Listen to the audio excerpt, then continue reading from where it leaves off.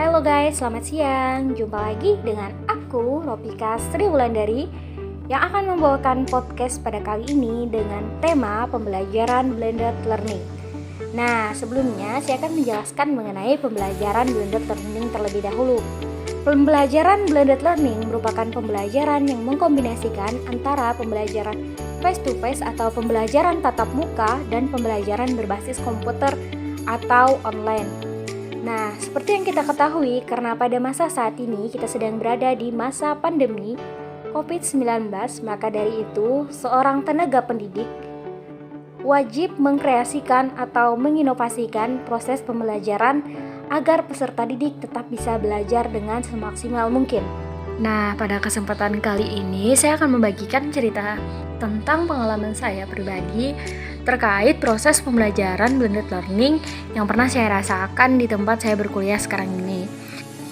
Nah, kebetulan ada salah satu dosen di program studi tempat saya berkuliah, yaitu program studi pendidikan ekonomi. Nah, menurut saya beliau telah menerapkan pembelajaran blended learning ini.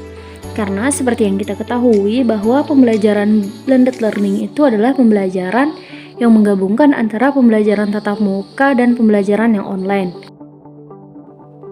Nah, karena pandemi saat ini belum menghilang, tetapi sudah berkurang, maka pemerintah mengeluarkan kebijakan terbaru, yaitu pembelajaran tatap muka terbatas namun harus tetap mematuhi protokol kesehatan yang ada.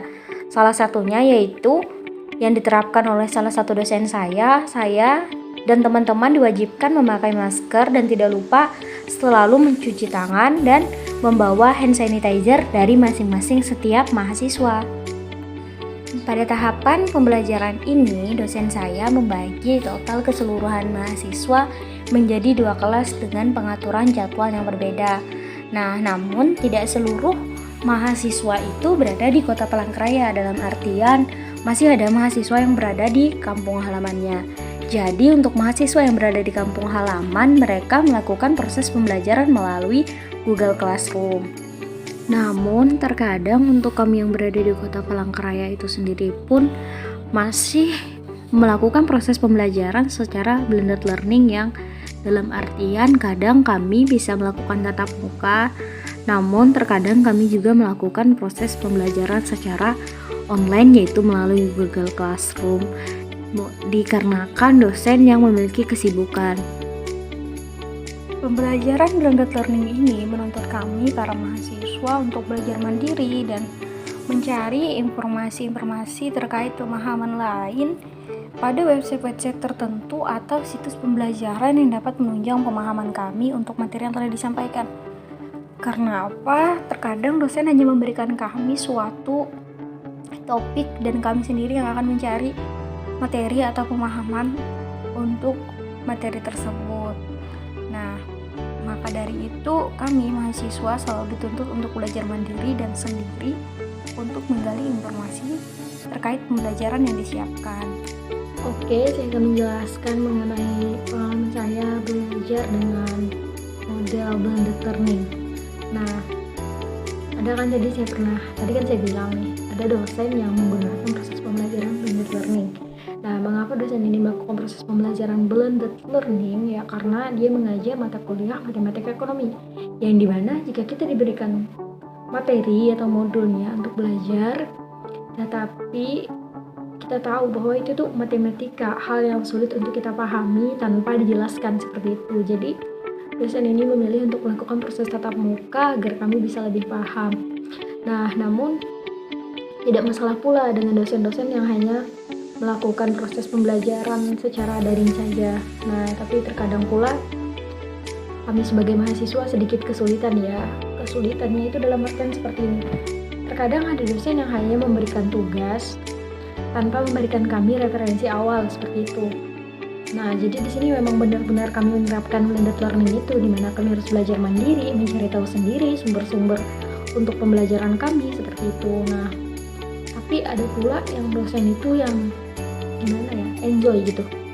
Enjoy dalam artian yaitu dalam proses pembelajarannya saling berkomunikasi dalam artian tidak berkomunikasi hanya dari komite saja, tetapi melalui kuliahan melalui daring, misalkan di Zoom meeting, dia bertanya, ada nggak sih murid-murid atau mahasiswa saran untuk kedepannya gimana perkuliahan kita, apakah melalui Google Classroom atau Google Meeting atau melalui Zoom Meeting. Nah, seperti inilah pendidik yang diharapkan oleh mahasiswa seperti itu.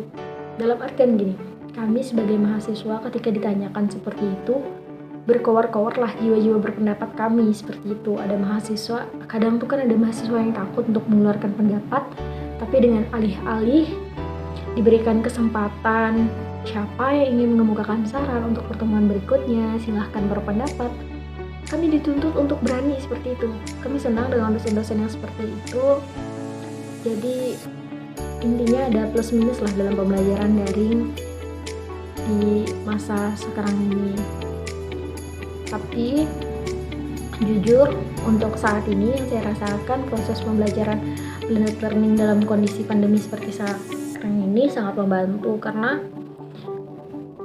kita ketahui bahwa pembelajaran yang hanya dilakukan melalui daring itu tidak akan sempurna, apalagi pembelajaran itu terkait dengan hitungan atau matematika seperti itu. Mungkin cukup di sini tentang pembelajaran blended learning yang saya alami. Oke, mungkin demikianlah itu tadi podcast saya kali ini yang membahas tentang blended learning, dan sampai berjumpa lagi di podcast-podcast selanjutnya.